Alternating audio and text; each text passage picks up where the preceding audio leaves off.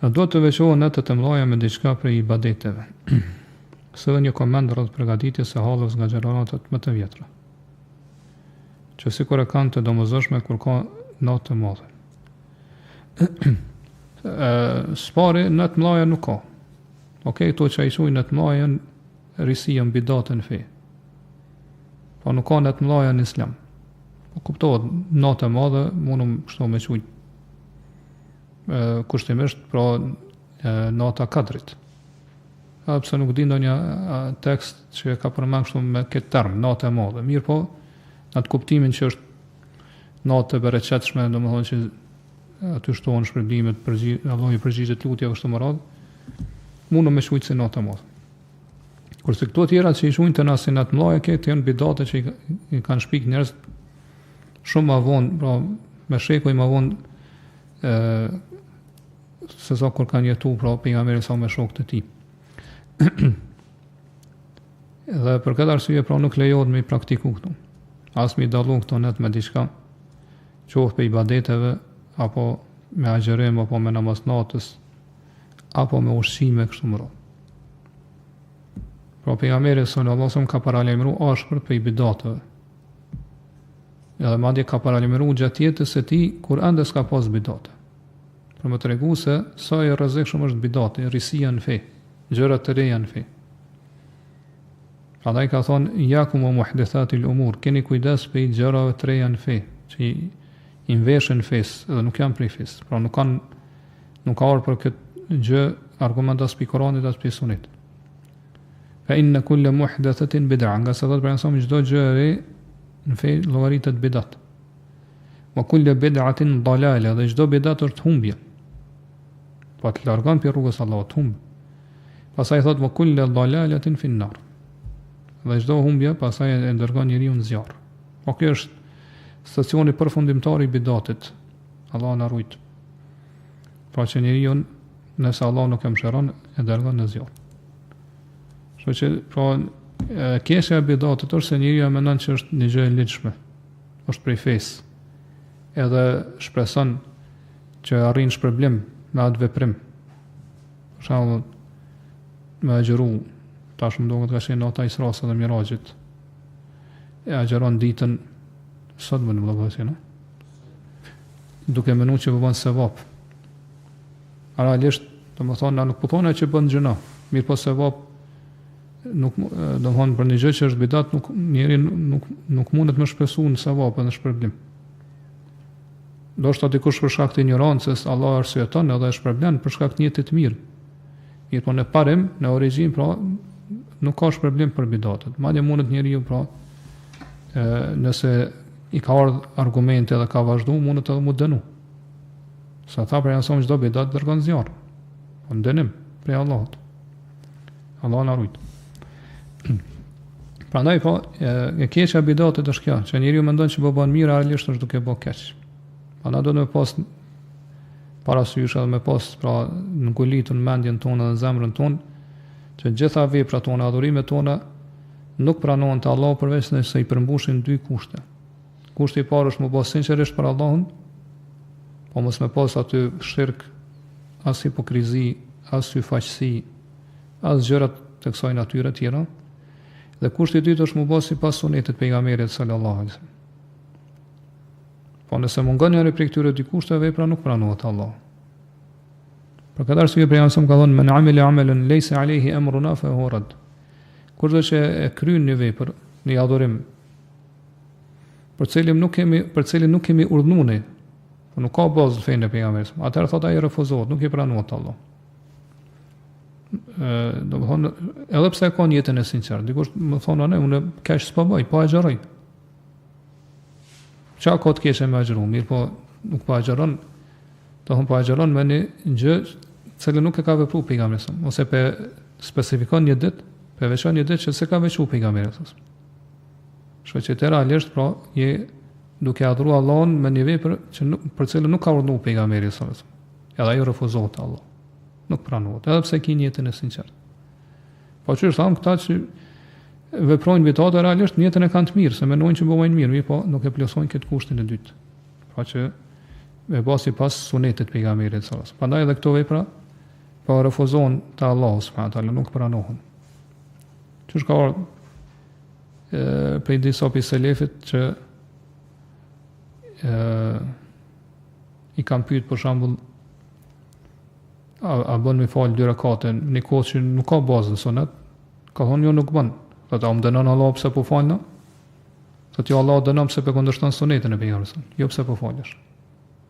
Kështu që domthon kjo është ajo logjika e bidatit, ose atyre që bojnë bidate. Se mendojnë që më ia thonë vetëm një i mirë. Unë po bëj mirë, për shembull po fal ose po agjeroj. Çka do të kesh për shembull mu fal natën. Mirë po nëse e veçon atë natë që se ka veçuar pejgamberi sa më tërë ty po bën bidat. Çfarë për këtë arsye pra i refuzohet Allah dhe dënosh, nëse Allah nuk të fal ose nëse ke pas një uri dituri për prapë ke praktikuar ashtu më radh. Mundesh edhe mu dënu, Allah na rujt. Prandaj po këto gjëra do të më pas parasysh sa i përket këtyre nëntëve, po nuk i ka dalluar ato pejgamberi sa me ndonjë adhurim të veçantë. As sahabët, as gjeneratët e para të muslimanëve. Dhe realisht pra data e saktë e Isra e Mirajit nuk dihet. Nuk dihet saktë kur pejgamberi ka shkuar në qiell. Nuk dihet data e saktë. Atë çu ka mundësi domethënë që njerëz më thonë kjo është domethënë nota e Isra e Mirajit. Po edhe nëse është ditë saktë, sigur të kishin një natë që do të mu dallu, mu veçu, për natëve tjera, me adhurim, qohet me adhurim të natës, pra namaz natës, apo me agjerim ditën, apo me sadaka, apo diçka tjetër, këta kesh vepru pejgamberi.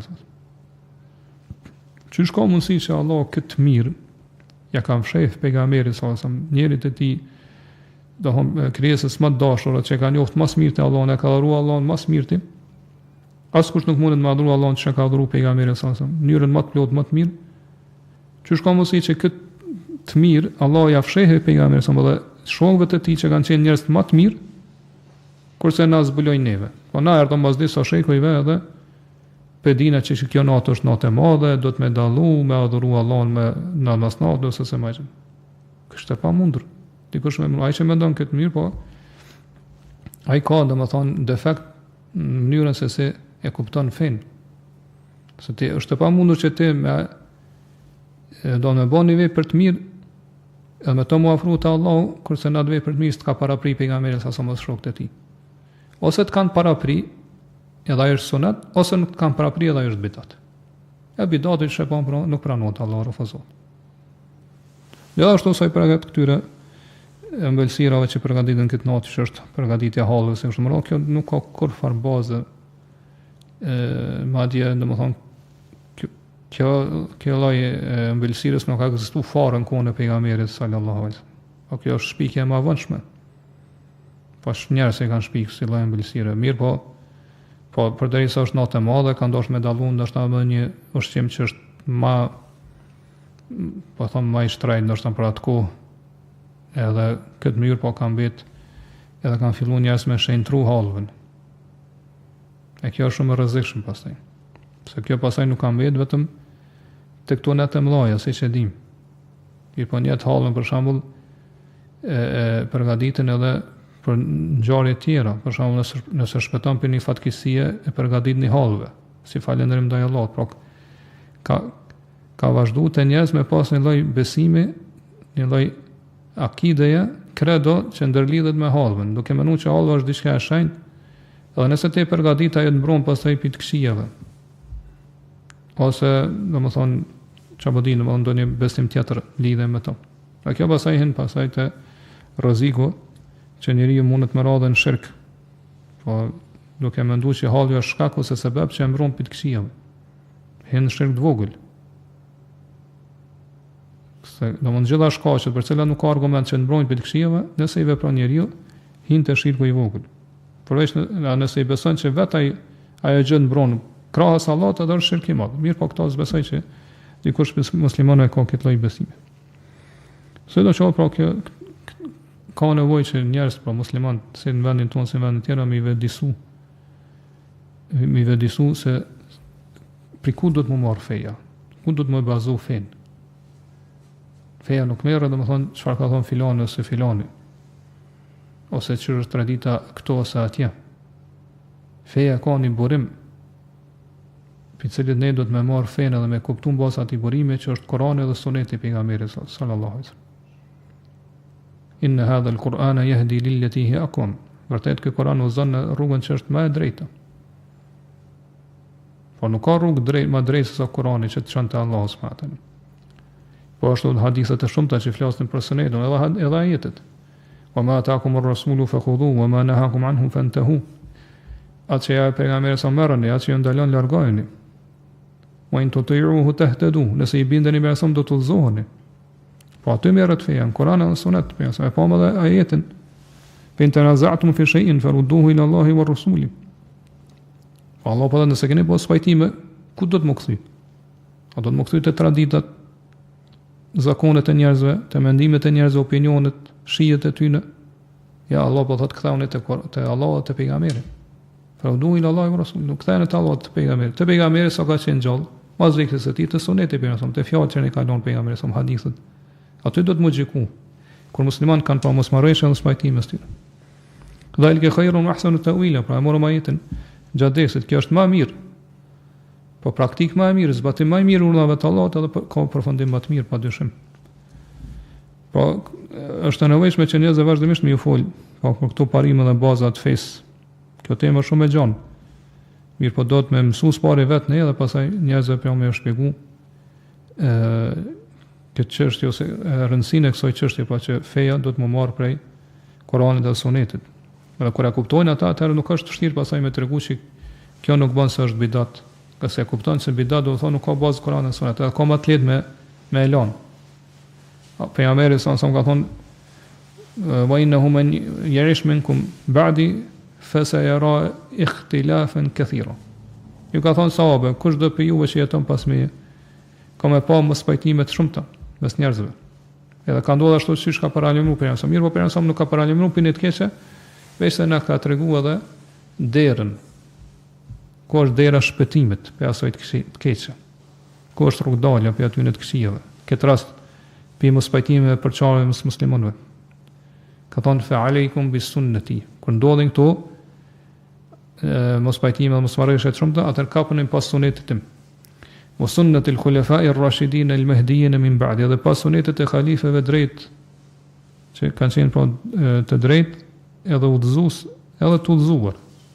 Po që vin pas meje, po kapani për sunetin tim dhe sunetin e halifeve drejt. Pastaj po vazhdon hadithi që thamë më lart, po që keni kujdes për bidateve deri në fund. Po ashtu pejgamberi sallallahu alajhi wasallam ka treguar se ummeti i tij do të përçohet në 73 grupe. Gjitha këto grupe thotë do të jenë në zjarr, përveç njërit grup. Kur ka pyet kush janë ato i dërguar Allahut, ka thonë janë ata të cilët janë në rrugën cilën jam unë sot edhe shokët e mi. Po patjetër do të më ndjek, po me marr fen ashtu siç ka qenë në kohën e pejgamberit sallallahu alajhi wasallam, në kohën e shokëve të pejgamberit sallallahu alajhi wasallam. Po ashtu më sa kanë khairun nasi qarni, thumma alladhina yalunhum, thumma alladhina yalunhum. Njerëz më të mirë janë brezim, pastaj ata që vijnë pas tyre, pastaj ata që vijnë pas këta tre brezat e parë pejgamberi mi ka lavdëruar, që janë njerëz më të mirë. Prandaj edhe këta tre breza nuk janë përhap shumë bidatet. Pa edhe pse ka pas kanë fillet e bidateve, mirë po nuk janë përhap. Mas tyre tre brezave po janë përhap bidatet më të mëdha në Islam. Prandaj edhe gjitha këto bidate, pra ose shumica aty janë përhap mas tre brezave të parë që i ka lavdëruar pejgamberi sallallahu alaihi wasallam, që janë njerëz më të mirë. Prandaj pra po them nëse ata pra pejgamberi sa me shokët e tij dhe brezat e parë muslimanë nuk e kanë zbatuar ose nuk e kanë vepruar një gjë në vepër të mirë, atë nuk është vepër e mirë. Çish ka thonë Imam Maliku, ai që nuk ka qenë në fen kohën e person nuk është feja sot. Nuk është pe festë Allahut. Ai që nuk ka qenë nuk ka qenë fe në kohën e pejgamberit sallallahu alaihi wasallam, asot nuk është fe. Po ashtu ka thonë që këtë muslimanë të pajtimit që dikuj nëse i bëhet i qartë i sunetit e pejgamberit nuk e lejohet me lënë ato për mendimin ose fjalën e askujt. Po këtu ka pajtueshmëri mes dietarëve të Islamit. Pra që nësam kjo është temë e gjanë, mirë po, ne do të më mundu me ju fol tjera dhe me i vedisun këtë aspekt dhe Allah dhe me mirë.